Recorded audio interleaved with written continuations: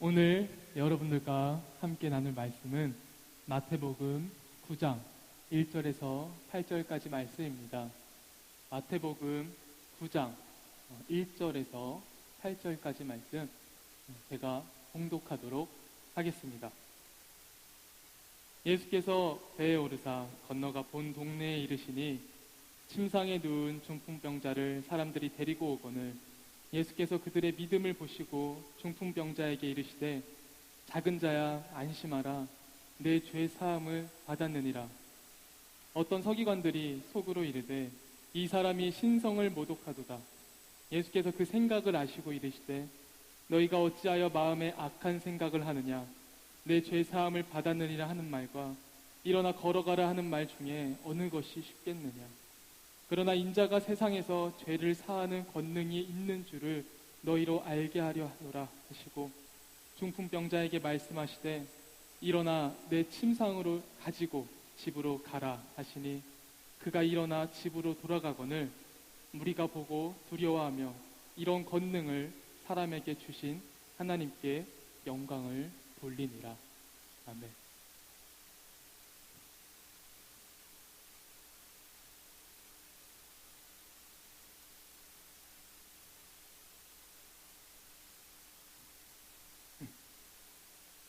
오늘 여러분들과 함께 나눌 말씀 제목은 원하는 것, 그리고 필요한 것, 이것에 대해서 함께 말씀을 나눠보도록 하겠습니다. 여러분에게 세상에서 가장 어려운 일은 무엇인가요? 여러분에게 있어요. 세상에서 가장 어려운 일. 계속해서 입시를 준비하고 있는 친구들에게는 원하는 대학교를 가는 것, 원하는 게 무엇인지부터 찾는 것이 아마 굉장한 어려움이 있을 것입니다. 또 취직을 준비하시는 분들에게는 취업이라는 분이 세상에서 아마 가장 어려운 것처럼 느껴지시는 분들도 있을 것입니다. 또 우리 청년 세대가 이제 가장 관심 있어야 할 바로 연애, 아직 모태솔로를 벗어나지 못하신 저 뒤에서 주먹을 불끈 쥐고 계신 저 청년께서는 아마 솔로 탈출이 아마 세상에서 가장 어려운 것처럼 느끼시는 분들도 있고 또 이제 결혼하는 것이 아마 세상에서 가장 어려운 게 아닐까라고 고민하시는 분들이 여기 있을 것 같습니다. 이렇게 우리가 원하는 것을 얻는다는 것은 참 어려운 것 같습니다. 여러분들 생텍쥐페리 발음이 참 어려운데요. 생텍쥐페리의 어린 왕자에서 여러분들 다들 아시겠지만 이 어린 왕자 저자는 세상에서 가장 어려운 것은 바로 사람의 마음을 얻는 일이라고 말했습니다. 아마 이제 연애를 하고 계시고 결혼을 준비하고 계시는 분들은 여전히 마음을 얻지 못했다고 생각을 하면서 어려운 가운데 계신 분들도 있는 것처럼 이렇게 사람의 마음을 얻는다는 게 정말 쉽지 않은 것 같습니다. 사람의 마음을 먼저 얻기 위해서는 어떻게 해야 될까요? 그러면 사람의 마음을 얻기 위해서는 가장 먼저 그 사람의 마음이 어떠한지 아는 것이 제일 우선돼야 되지 않을까 싶습니다. 근데 상대방의 마음을 알아야 되는데 이 마음이라는 거는 보이지가 않아서 상대방이 어떤 마음을 갖고 있는지 알기란 매우 어렵습니다. 그래서 이 상대방의 눈에 보이지 않는 마음을 알기 원하고 또 나의 진심을 또 상대방에게 전하기 위해서 우리는 눈에 보이지 않는 마음을 사용할 수 없어 눈에 보이는 것들을 사용합니다. 누군가 마음을 사기 위해서 눈으로 보이는 것, 어떤 것들이 있을까요? 저렴한 손동작, 일단 얼굴, 외모, 이 외모가 바로 사람의 마음을 사는데 눈으로 드러나는 가장 우선시되는 것이 아닐까 생각이 되어집니다. 또 외모뿐만이 아니라 재산, 졸업장, 그리고 직업, 여러 가지 센스 있는 유머나 또 복장들, 이러한 것들이 아마 눈으로 보여지는 사람의 마음을 살 수 있는 방법이지 않을까 생각이 되어집니다.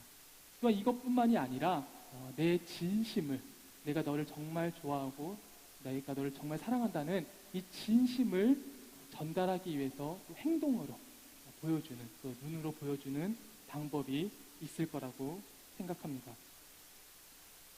여러분은 그러면은 누군가의 마음을 얻고 싶을 때 어떤 모습으로 다가가셨나요? 이따가 셀 모임 하실 때 이렇게 함께 나눠보는 주제가 되면은 참 좋을 것 같습니다. 네. 마태복음 9장 2절 말씀에서는 예수님께서 집에 계실 때 소문을 들은 사람들이 모여 문 앞까지 발디딜 틈조차 없었습니다. 예수님께서는 그들에게 말씀을 전하고 계셨습니다. 그때 사람들이 침상에 누운 중풍병자를 예수님께 데려왔습니다. 침상에 누운 중풍병자를 사람들은 어떻게 예수님 앞으로 데려올 수 있었을까요?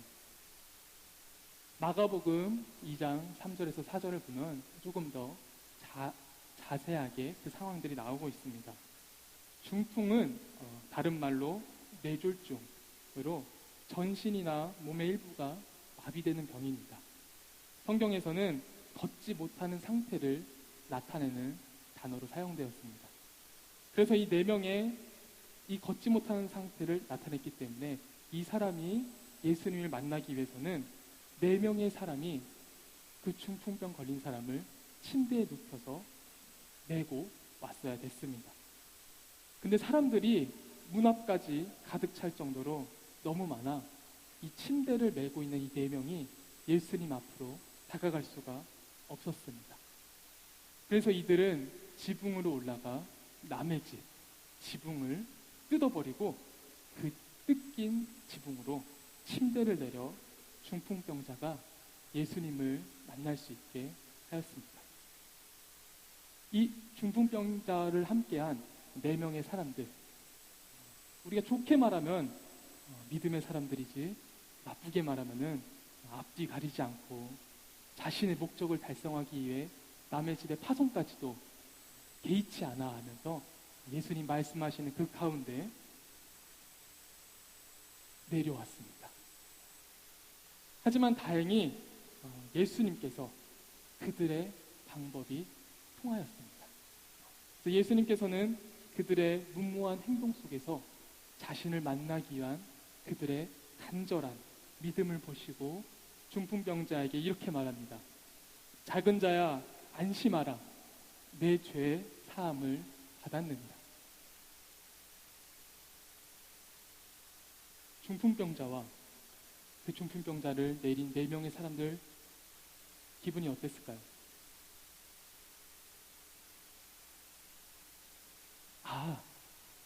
내가 이 말을 들으려고 이 중풍병자를 여기까지 끌고 왔지. 내가 죄 사함 받으려고 지붕을 올라가서 지붕을 파손하기까지 하면서 이 중풍병자를 내렸지. 이제 우리 들을 말 들었다 라고 생각했을까요? 아니면 이게 무슨 소리지? 나는 예수님께만 가면은 모든 병과 귀신 들린 자까지도 치유하신다는 그 소문을 듣고 내가 이렇게 힘들게 사람들을 들쳐매고 지붕까지 올라가서 기물을 파손하고 내려왔는데 죄 사함을 받았다니. 아마 중풍병자도 당황하고 중풍병자와 함께한 그 네 명의 사람들은 더욱더 당황했을 것 같습니다. 이들이 원하는 말은 바로 일어나 걸어라 라는 말이었을 텐데 예수님께서는 왜 그들의 필요인 일어나 걸어라 라는 말씀을 하지 않으시고 죄 사함을 먼저 말씀하셨을까요? 여러분 혹시 죄와 질병 간에 어떤 관계가 있다고 생각을 하시나요? 당시 유대인들은 고난과 질병이 하나님의 뜻을 거스른 결과라고 생각했습니다. 그래서 요한복음 9장 2절 말씀을 보면은 제자들이 맹인을 보면서 물어봅니다. 저 맹인이 맹인으로 난 것이 누구의 죄로 임함이니까? 자기니까? 그의 부모니까? 우리는 이 말씀에서 알 수 있듯이 당시 유대인들은 병에 걸린, 질병에 걸린 사람들을 죄 때문에 걸렸다고 생각을 하곤 했습니다. 물론 자신의 몸을 생각하지 않고 매우 방탕한 삶을 사는 그 죄로 인해 질병에 걸렸다면 죄와 질병은 아마 상관관계가 있다고 말할 수 있을 것 같습니다. 하지만 우리가 살아가면서 착한 사람들이 때론 어려움을 겪거나 안 좋은 질병을 걸려서 다른 사람보다 일찍 세상을 떠나는 것들을 보게 되고 그보에 비해서 매우 악한 행동을 하는 사람들은 평생 아무 문제 없이 떵떵거리면서 오래오래 잘 사는 것을 봤을 때 우리는 매번 죄와 질병 간의 이해관계, 상관관계가 항상 맞아떨어지지는 않다는 것을 우리는 알고 있습니다. 그런데도 예수님께서는 왜 죄를 사하시겠다고 말씀을 하셨을까요? 중풍병 걸린 사람들은 특별히 인과관계가 있을 정도로 범죄한 사람이었을까요? 2주 전 설교에서 예수님께서 귀신 들린 자들과 병든 자들을 고쳐주신 이유는 우리의 연약한 것을 친히 담당하시고 병을 짊어지시는 분이 우리의 모든 죄악도 담당하신다는 이사야의 예언을 이루기 위함이었다고 말했습니다. 중풍병자를 일으켜 세우는 것과 같은 여러 치유의 기적은 나는 너희들의 죄를 용서해 주기 위해 왔다는 것을 알려주기 위함이었습니다. 그래서 중풍병을 낫기 위해 사람들을 동원해 지붕을 뚫고 내려온 그 중풍병 걸린 자와 그 4명의 사람들에게 내 죄 사함을 받았느니라 고 말씀하신 것입니다. 왜냐하면 예수님께서 오신 이유는 여러 가지 치유의 사건, 치유의 기적들도 있었지만 가장 큰 이유는 모든 사람들의 죄를 대신 지시고 직접 제산물이 되어 모든 죄를 용서하는 단 한 번의 제사를 드리기 위함이었습니다. 하지만 그러한 사실을 잘 몰랐던 서기관들은 예수님의 말씀을 듣고 속으로 생각했습니다. 죄를 용서할 수 있는 것은 하나님밖에 없는데 저 예수라는 사람이 지금 무슨 말을 하고 있는 거냐? 이거 신성모독 아니냐? 라고 속으로 생각했습니다. 그러자 예수님께서 그들의 생각을 아시고 이렇게 말씀하십니다. 내 죄 사함을 받으니라 하는 말과 일어나 걸어가라 하는 말 중에 어느 것이 쉽겠느냐? 여러분, 뭐가 더 쉬운 것 같아요? 여러분이 생각했을 때 죄 사함을 받았느니라 하는 말이 더 쉬울까요? 아니면 일어나 걸어라 라고 하는 말이 더 쉬울까요? 손을 들어보라고 하면은 다들 잘 안 할 것 같아서 마음속으로 한번 들어보도록 하겠습니다. 나는 죄 사함을 받았다고 말하는 게 더 쉬운 것 같다. 예, 다들 이렇게 친히 또 들어주시는 분이 계십니다. 그리고 이번에는 나는 일어나 걸어가라고 하는 말이 더 쉬운 것 같다.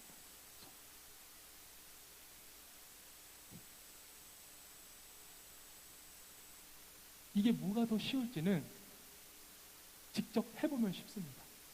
만약에 제가 중풍병 걸린 사람 앞에서 내 죄 사함을 받았느니라 라고 했다면 이거 확인할 방법이 있을까요? 확인할 방법이 없어요. 언제 확인이 될까요? 죽어서 예수님을 만날 때 그게 확인이 됩니다. 그래서 내 죄사함을 받았느니라 라는 말이 더 쉽습니다. 하지만 제가 만약에 중풍병 걸린 사람이 제 앞에 나타났을 때 제가 일어나 걸어라 했을 때 안 걷는다면 제가 아마 구입교회에서 김경환 전도사라는 입지는 굉장히 어려워질 것입니다. 이렇게 우리는 내 죄사함을 받았느니라는 말이 더 쉽습니다. 하지만 예수님께서 그게 쉽기 때문에 말씀하셨을까요? 예수님께서는 이 죄사함을 받아라, 이게 눈으로 확인이 될 수 없었기 때문에 예수님께서는 그들에게 내가 왜 왔는지 명확하게 알려주시기 위해 눈으로 보이는 것까지 그들에게 보여주신 것입니다. 그래서 예수님께서는 내 죄가 사함 받았느니라. 하지만 이건 눈으로 확인할 수가 없기 때문에 예수께서는 한 번 더 말씀하십니다. 일어나 걸어가라. 일어나 내 침상을 가지고 집으로 가라. 이렇게 눈으로 보이는 기적까지 우리 인간을 위해서 보여주심으로써 눈에 보이지 않는 이 죄사함마저 내가 너희들한테 하기 위해 오셨음을 보여주시기 위해서 중풍병자까지 일으키시는 기적을 보여주셨습니다. 이렇게 마태복음은 계속해서 병고침의 기적을 통해 예수님께서는 이 땅에 오신 이유가 바로 너희들의 죄를 용서해 주기 위함이었음을 말하고 있습니다. 병 들린 자나 귀신 들린 자나 또 중풍병에 걸린 사람을 치유한 것들은 이 모든 것, 바로 내가 너희들의 죄를 용서하기 위해 왔음을 보여주기 위한 바로 도구로 사용하신 것입니다. 이럴 때 우리는 항상 걸리는 것이 있습니다. 여러분, 교회에서 가장 많이 듣는 말이 혹시 무엇인가요? 사과 먹어라, 뭐 이런 건 아니겠죠. 죄송합니다. 넌 죄인이야. 너는 죄인이기 때문에 교회 와서 예수님 만나서 구원받아야 돼. 하나님이 이 죄인을 용서하여 주시옵소서.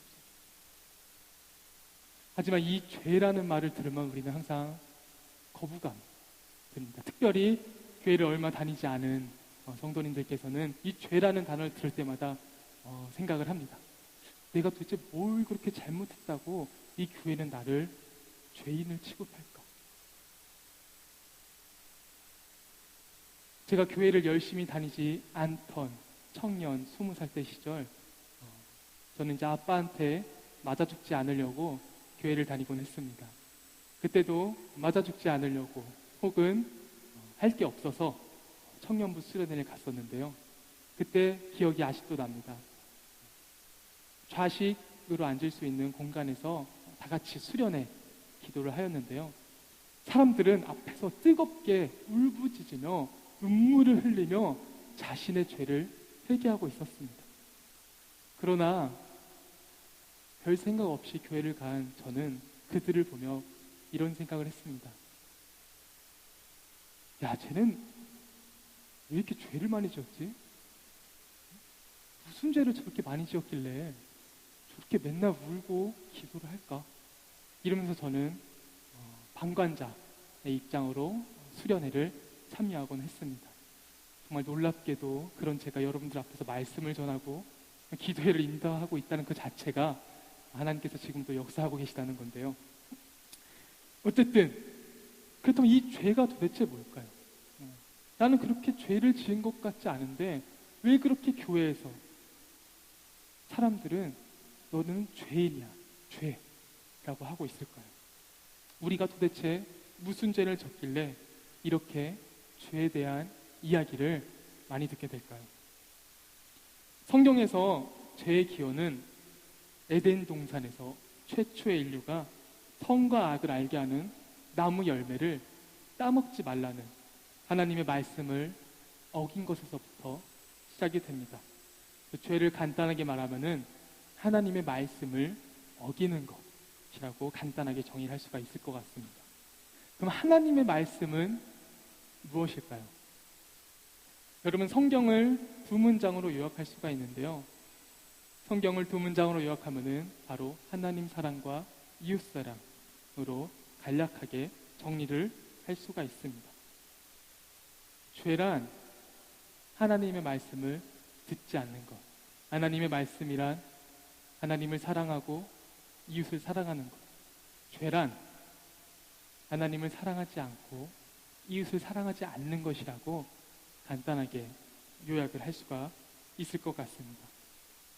그럼 우리가 하나님을 사랑하지 않는 것엔 무엇이 있을까요?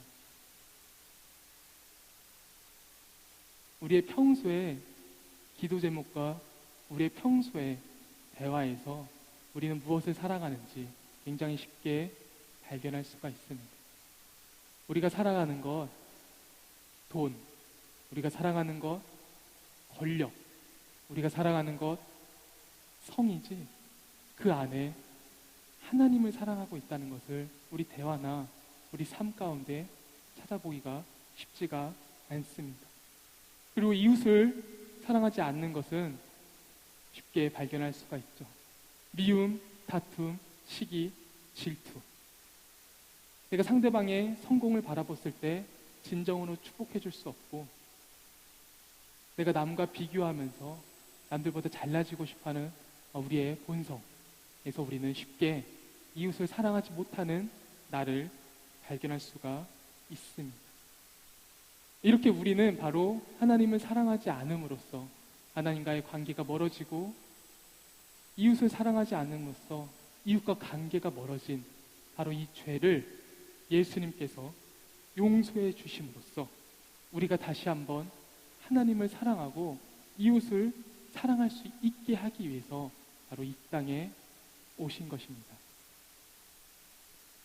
여러분, 세상에서 가장 어려운 일은 무엇인가요?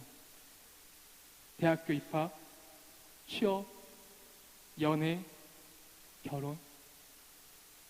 하지만 오늘 말씀을 비추어 봤을 때 세상에서 가장 어려운 것, 바로 중풍병 걸린 사람을, 아파하고 있는 내 이웃을 들쳐업고 남의 집에 올라가 지붕을 부셔버리고 줄을 내리는 바로 그 행동이 세상에서 가장 어려운 것이 아닐까. 그리고 죄로 인해 멀어진 하나님과의 마음을 다시 얻는 것이 세상에서 가장 어려운 일이지 않을까 생각이 되어집니다. 작년 최순실 게이트로부터 시작된 수많은 뉴스 사건들을 통해서 우리 한국 사회가 얼마나 많이 아파하고 있고 여전히 그 아픔들이 해결되지 않은 상태로 진행되고 있음을 우리는 뉴스를 틀면, 광화문 광장에 나아가 보면 쉽게 알 수가 있습니다. 누군가는 촛불을 들고 누군가는 태극기를 들면서 내가 애국자라고 말을 하고 있습니다. 더 안타까운 것은 촛불 쪽에서도 하나님의 말씀을 들고 일어나며 하나님의 뜻이라고 말하고 있고, 태극기 쪽에서도 하나님의 말씀을 들고 일어나며 하나님의 뜻이라고 말하고 있습니다. 어떤 게 하나님의 뜻일까요?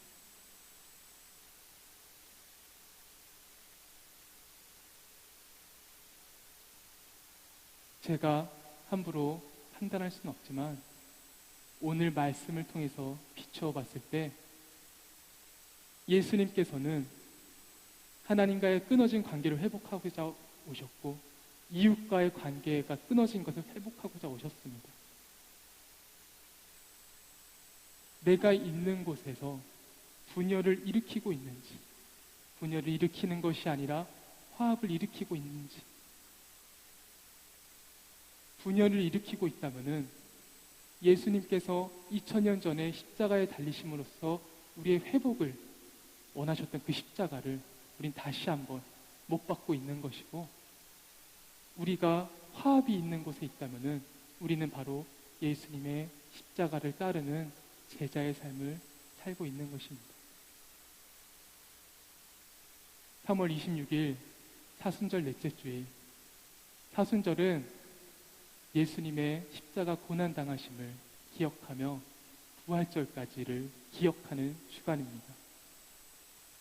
우리 한국 사회가 내가 있는 곳에 분열이 있고 관계의 깨어짐이 있다면은 예수님께서 우리의 죄를 용서하신 이유는 바로 관계의 회복을 위함이었다는 것을 우리가 기억하며 우리가 관계가 회복되어지는 곳에 설 수 있길 원하고, 특별히 예수님의 십자가 사건을 믿는 여러분들이 있는 곳에서 여러분들을 통해 관계의 회복되어짐이 일어날 수 있기를 간절히 기도하며 함께 애쓰겠습니다. 우리 내 삶들이 함께 찬양하시면서 기도하겠습니다.